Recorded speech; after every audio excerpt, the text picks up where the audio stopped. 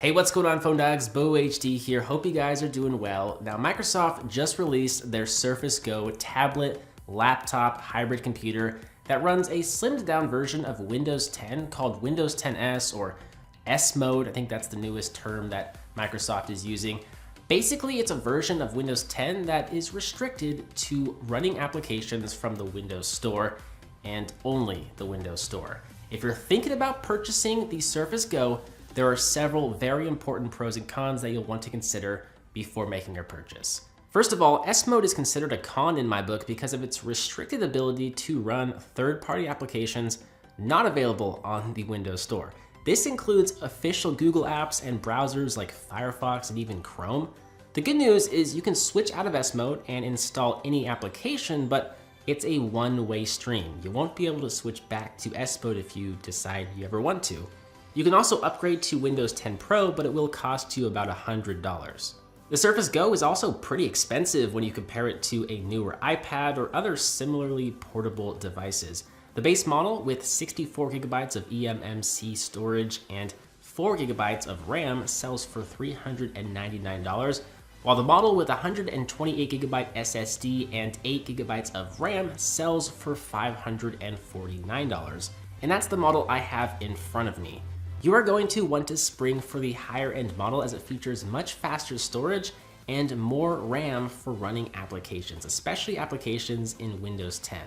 The con that pairs with this Pro is the fact that this does not include the cost of the $99 to $129 type cover, and the fact that you can pick up a more powerful, less portable laptop with bigger display for as much or less money.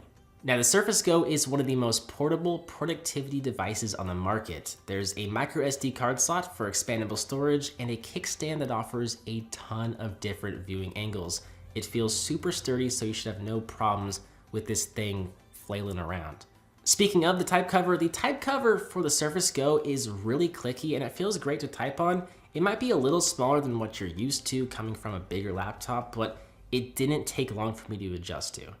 The 8 megapixel rear and 5 megapixel front-facing cameras are actually better than average. Many laptops still have pathetic 1 megapixel front-facing potato cameras, and it's rare to see a rear-facing camera on a laptop. So that's definitely a pro. As for the performance, the high-end model does significantly outperform the base model.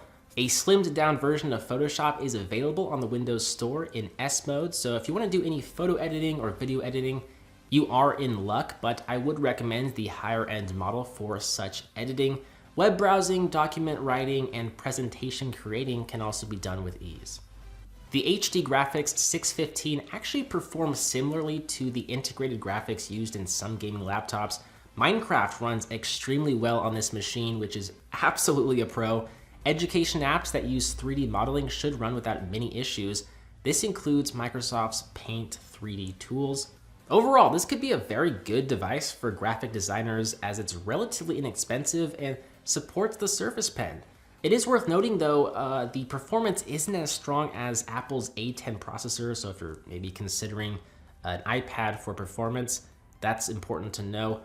You will be able to easily make the arguments that the Surface Go is more versatile than an iPad with its snap-on keyboard. Oh, and of course, its ability to run full applications via Windows 10. Battery life is pretty solid, lasting around 9 hours on a single charge, give or take. Surprisingly, you might even get more battery life in Windows 10 Home as opposed to Windows 10s or S mode, just based on several reports I've read. I haven't actually tested that, but it was an interesting find. Windows Hello, which is essentially facial recognition login, is a great way to keep your device fairly secure while also being able to quickly unlock it. The front-facing stereo speakers also get very loud and sound surprisingly rich for the overall size of this device. For tablet speakers, they are very good. So as you can see, there are many pros and cons surrounding the Surface Go. The Surface Go is very restricted with its ability to run third-party applications out of the box. You also will end up paying anywhere from $530 to $680 or more for the computer and its all but required accessories like the type cover we have here. For that price, I mean, you can get a bigger, a more powerful laptop that doesn't have as many compromises. With that said, there's a niche market that this machine is catered to, and that's predominantly students, people who are on the go and need a portable 2-in-1 computer that can handle basic tasks like web browsing and writing Word documents or PowerPoint presentations might really like the Surface Go. But I want to hear your thoughts. What do you like about the Surface Go? Is it going to be your next computer? Let us know in a comment down below.